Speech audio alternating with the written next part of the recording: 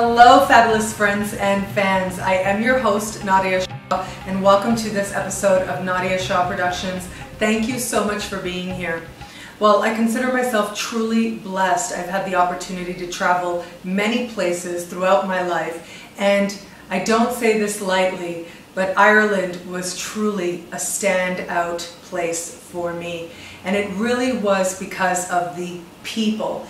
From the moment I stepped off the plane, I felt this generosity. I felt an unconditional love and acceptance from every single person, every single Irish person that I encountered. They have a casual mysticism about them where they'll just toss around sayings like, monuments speak to you, and if that monument is calling you, you should go. And they talk about the fairies just as a part of everyday language. It truly was so beautiful that they wear their spirituality and their spiritual understanding of the world on their sleeve and unapologetically. What brought me there was Newgrange. Newgrange is one of the most important monolithic sites in Western Europe. It is a standout for its art as an ancient burial mound, as an ancient place of ritual. Newgrange is specifically for the winter solstice, whereas Stonehenge is a very famous monument dedicated to the summer solstice. Newgrange is for the winter solstice. In fact, during the winter solstice, the light, the sunlight, hits the entranceway in a very specific angle and shines light into the entire mound. Now, this was a place of ceremony, it was a place of ritual, it was a place where people brought the cremated remains of those that they loved and respected. Newgrange was an ancient burial site for kings in the area itself, older than Stonehenge in Britain itself. Now, originally Newgrange itself has been found 3 times, I know, throughout its history, and twice forgotten. The 3rd time they actually finally remembered to remember it.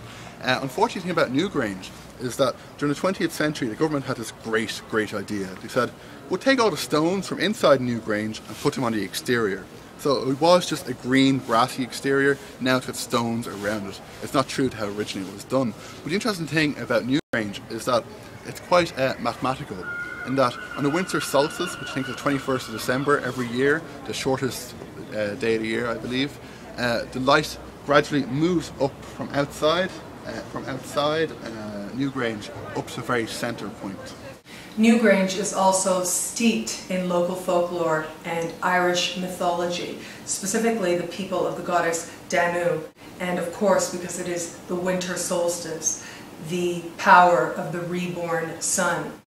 Being in Newgrange truly is a very special experience. You can feel the sacredness of the space, and it made complete sense when our guide said, no pictures, no videos, this is a sacred site. And that struck me most profoundly, because even the tour guide wasn't treating this as if this was some historical, old, long ago forgotten place, but the tour guide brought reverence to this space and encouraged us as tourists to also bring that same reverence to this very special ancient site of ritual and ceremony.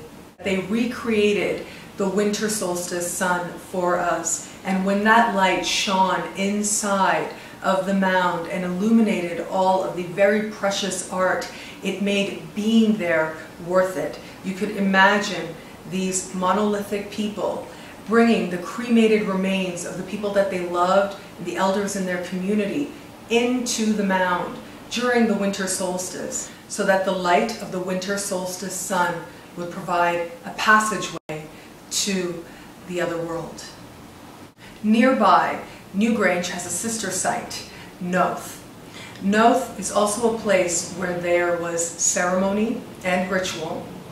It is more known for its truly impressive Neolithic art, some of the most important Neolithic art in Western Europe.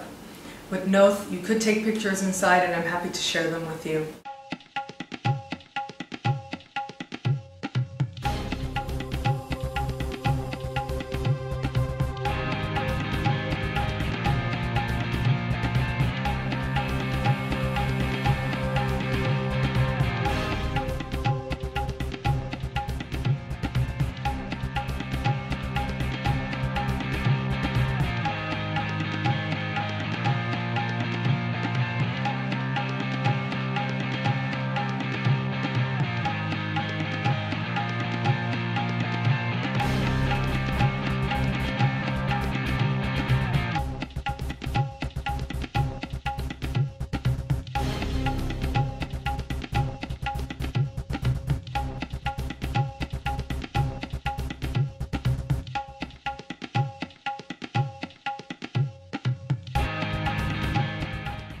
The other place I had a chance to go was Dublin. Now, Dublin was truly special and spiritual, mainly in its celebration of art and artists. In fact, everywhere you go, you can see monuments to some of their very famous artists.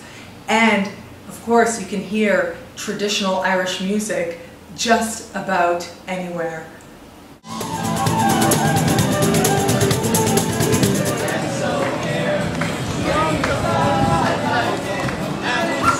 The stories that I was told during my travels through Ireland, and specifically in Dublin, will stay with me for a very long time to come. What's your name? My name is Maguire. Yes, and what's the best thing about Ireland to you? Well, the best thing about Ireland is that we have a lovely green island. It's a little green island of Ireland. It's known as St. Patrick's Land, and it's a very great place to come for holidays. It's so unique on the map of Europe in the whole world. It's famous all over the world with everybody, because in Ireland we have a great heritage of our Irish culture. Our music, our song and our dance is known and famous and loved all over the world.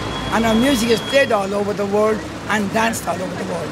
And we also have 365 lakes, one for every day of the year in Ireland.